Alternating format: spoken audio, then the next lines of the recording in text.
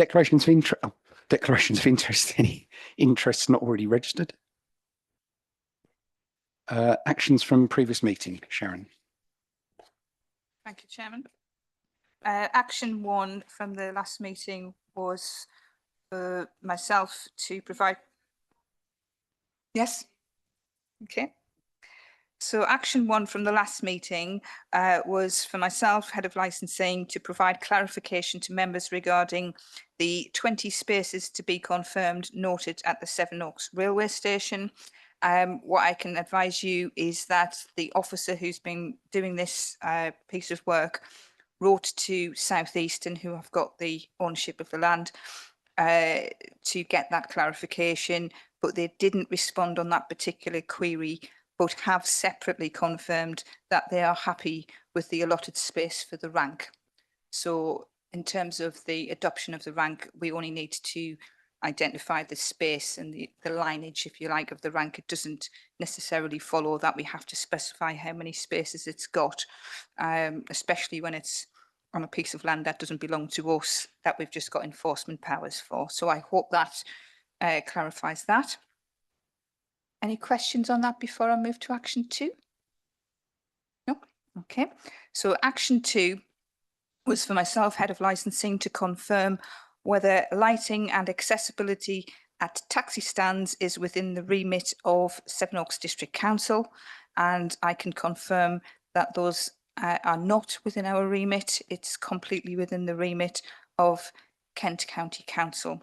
We do have some devolved powers in terms of line painting on the carriageway and enforcement of the pavements, but that's it. We don't have any powers to install lighting or demand any accessibility adjustments, for example, drop curbs.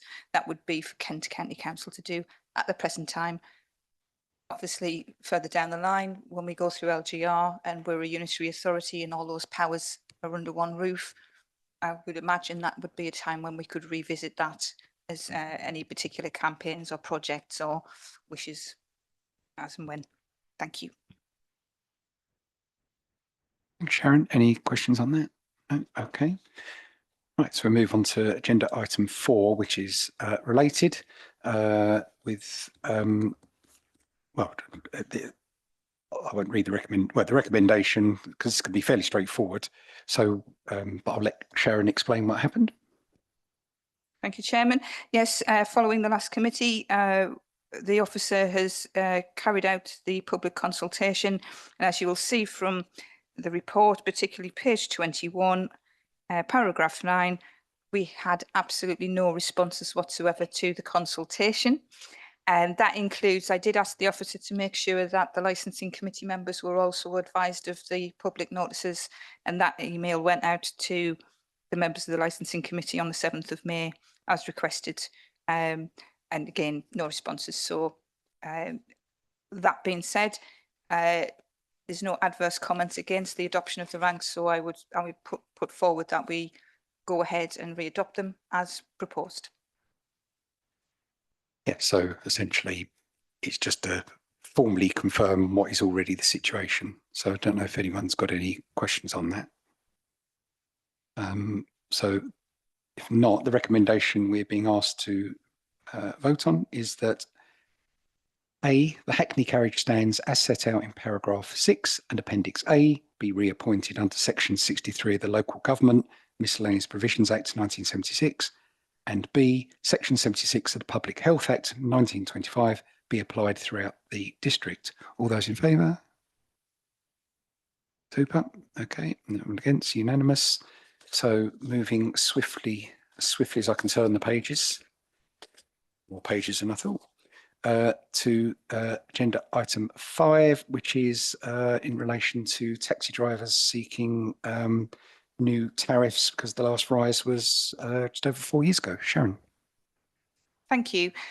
So as explained, it's the trade who've put forward a proposal to increase their tariff, which is the maximum that they're allowed to charge customers. And as you can see from the report, the last time an increase was imposed or allowed, sorry, was 2022. So what the officer who's produced the report has basically said within that report that kind of adds up, if you take in inflation each year, to roughly about 15% since 2022.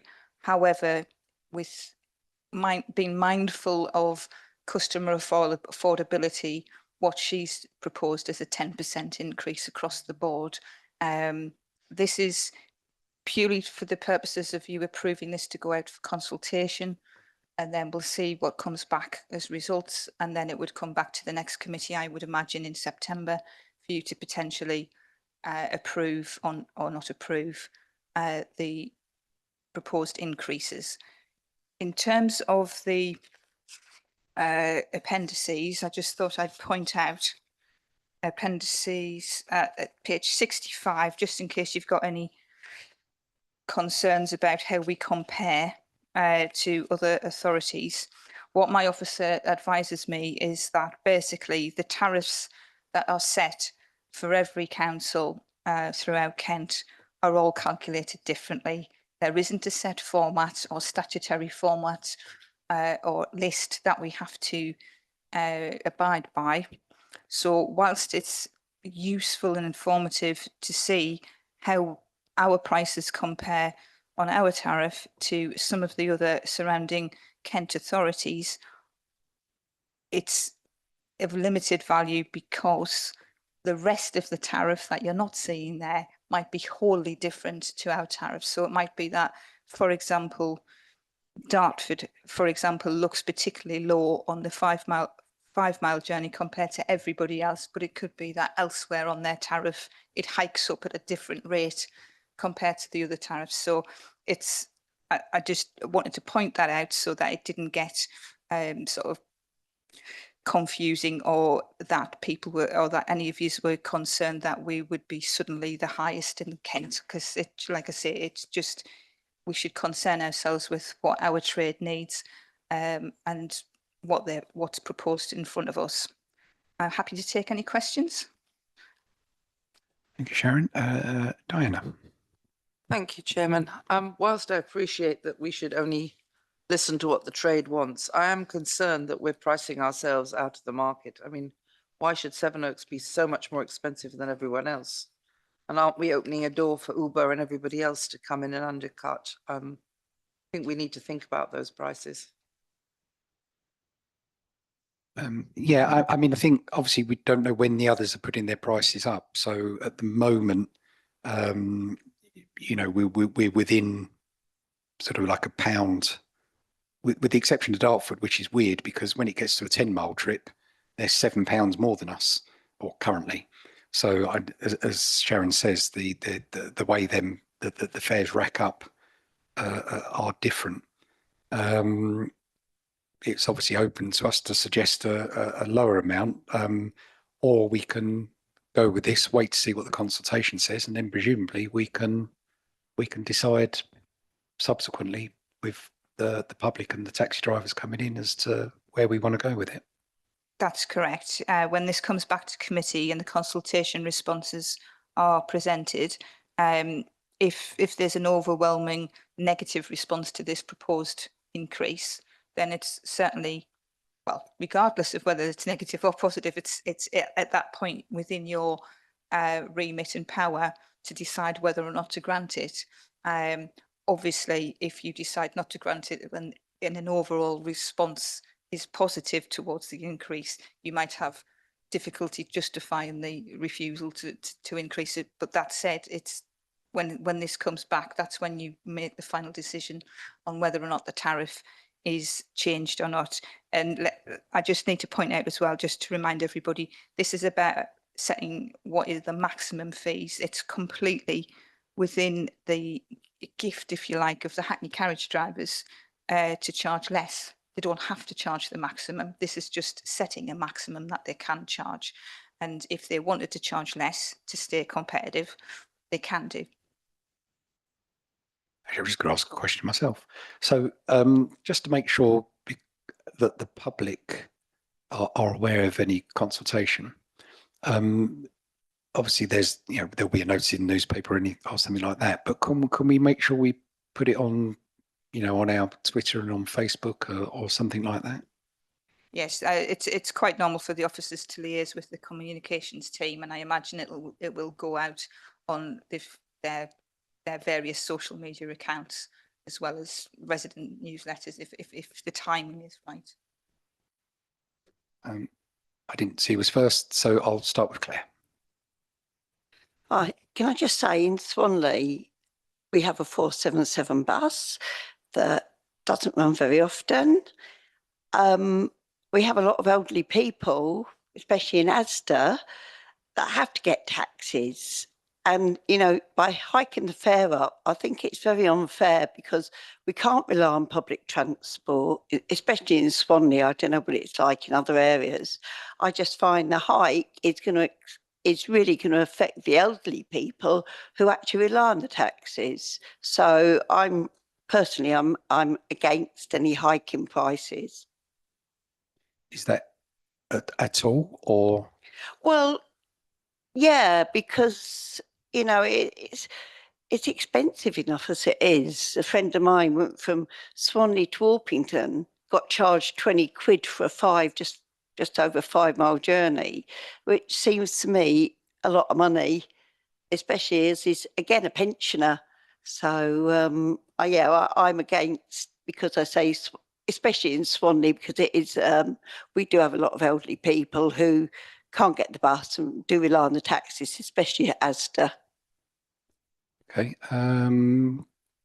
Chris, then Tony, I think. Thank you, Sharon, for the work. I can't see it looking at the papers at the moment, but is there a comparison with regards to charges with regards to the increase or changes in energy costs that has taken place within that 4 years? Because I can imagine that there's been a significant charge in fuel and electricity since 2022, and even across this year, the variance is quite dramatic. And I think if you put a comparison against that, this seems 10 or 15% would seem very small, whereas the rest of that increase in cost of energy to actually provide those journeys is having to be absorbed by the people, the companies and the drivers. Yeah, I mean, it is 4 years since they've had a rise. So, I mean, there's been an amount of inflation, and what we're saying is inflation has been 15% since then, but the recommendation is 10%. So, it could be considered a balance, but hear what Claire says and hear, sorry, did you want to come back? No, I'm not so much worried about inflation. I'm worried about the cost of energy, specifically for the drivers and the companies to actually provide the services, because those costs have dramatically increased. They've not just gone up by inflation; they've gone up, multiple times by that, as I understand it. Okay, Tony. Yeah, this is, I think, really a question of supply and demand as well. And my worry would be if not allowing any increases over a 4 or 5 year period started to influence the number of taxis available in the town. Do we have any information or data on how many licensed taxis there have been since the last increase? I haven't got that to hand, obviously, because couldn't anticipate that question. However, we will be able to provide some data for when we come back after consultation, should you be minded to allow it to go ahead, with some comparative, this is how many drivers and vehicles we had at 2022. This is how many we've got now, if you will find that useful. Can I just, I mean, the reason taxis are the main form of public transport in Sevenoaks Town. They are the largest sector of public transport, apart from the railways. So making sure that we've got enough of them matters. Well, I concur with that, because if, whilst the other points are valid as well, if we get to a point where it's not viable for them to run a cab because the running costs are too high, and they can't cover that with what they charge. And bear in mind, this is only for Hackney carriages. This doesn't apply to private hire. then yes, we will see a reduction in the number of vehicles and drivers available, because they'll just simply start dropping out of the trade because it's not viable for them to earn a living from. That's the reality. We saw that after COVID, when so many of them had to diversify, and then they never came back because they were earning more, but just being delivery drivers and things like that. Mark. Thank you, Chair. Yeah, I think I asked this question about a year ago. What's the story with regards to Uber in Sevenoaks Town Centre? We haven't had an application yet from Uber to be an operator within our district. We wouldn't be adverse to getting one. The way that they operate, I know this because they've got an operator's license now with Tunbridge Wells. So yeah, obviously them being part of the licensing partnership, I've been able to keep tabs on exactly how that was worked out. So what they do now, as opposed to a few years ago how they used to operate, is that if they want to come into your district, they'll apply to get an operator's license from the district, and their MO, if you like, is that they will only employ licensed drivers that are already licensed by that district council. So from our perspective, like a public safety remit perspective, we're quite happy with that, because it means that they're only employing drivers who've been through our training and get licensed with us. So they've been through all the checks and balances that we require. So effectively, they come in and they'll be a competitor for the existing private hire trade, because that's how they operate, like a private hire. They're not hackney carriages. They don't stand on ranks and wait for a fare. If you know how Uber works, you order it on the phone, and whoever's around, if they're willing to take the journey, will give you a price, you know, a quote, and you pick the one that you want. But as yet, we haven't had any request from them to come and operate in our district. But if we got one, we would process it like any other operator application, and I can't see a reason why they wouldn't get one if they complied with everything that we needed from an ordinary operator. And we wouldn't treat them differently just because they're Uber. We would treat them just the same, which is what Tunbridge Wells did. So sorry, at the moment, if I used the app in Sevenoaks Town Centre, it wouldn't work. But it works for me where I live in Hartley, which falls under Sevenoaks District. It's all a bit of a technicality. It's not to do with the agenda or anything like that. I do appreciate your answer and all that sort of thing, you know. So the app won't work in Sevenoaks Town Centre. We can try. Would that be right? I don't know. Because I say it works in Hartley, but falls under Sevenoaks District Council. It may well be that if an Uber driver who's operating, say, under the for example, the Tunbridge Wells one, operator's license, if they've recently dropped off in Sevenoaks and they're around and it happens to pop up, and you trying to get an Uber at that time from Sevenoaks, it may well be you'll get somebody saying, yes, I can take you. That's how it works, because as long as they're licensed, they can cross border and do journeys and all of that. So Right, got it now. Yeah, thanks. Okay, any other questions and points? I obviously take Claire's point of view in the sense of, you know, this obviously will have an effect on the customers, but equally we've also got to make sure, as I think Tony said, is to ensure that, you know, people don't drop out of the trade, and that we actually have the taxis for people to go to. So I think, you know, personally, I think we should go out to the consultation at this level and then see what the reaction is, but also do our absolute best to make sure that customers get the opportunity. So it's not just coming from the trade, so that we do our best. So if you can just make sure if you wouldn't mind speaking to the comms department, and that they do their absolute best, and maybe also repeat the fact that there's a consultation, you know, and then towards the end anyway, so just to make sure. So so the recommendation to the licensing committee is that the committee approves the proposed fare increases for public consultation, The authority is granted to advertise the proposed variation in a local newspaper and on the council's website, inviting objections for a period of 14 days. That if no objections are received, the revised fares come into effect on Tuesday, the 1st September, without this matter being brought back to the licensing committee. However, if there are objections received, this matter will be brought back to the licensing committee for further consideration. So that will then give us the opportunity to look at what's been recommended. All those in favour? Anyone against? No? Okay. Right.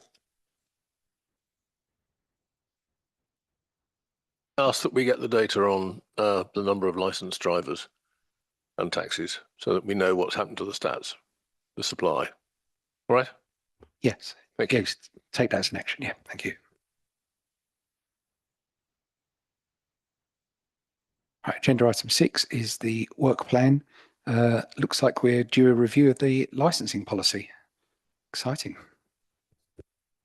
I also need to put on the September hearing the first stage of the annual review of the taxi fees and charges, which is just what we charge for licence application.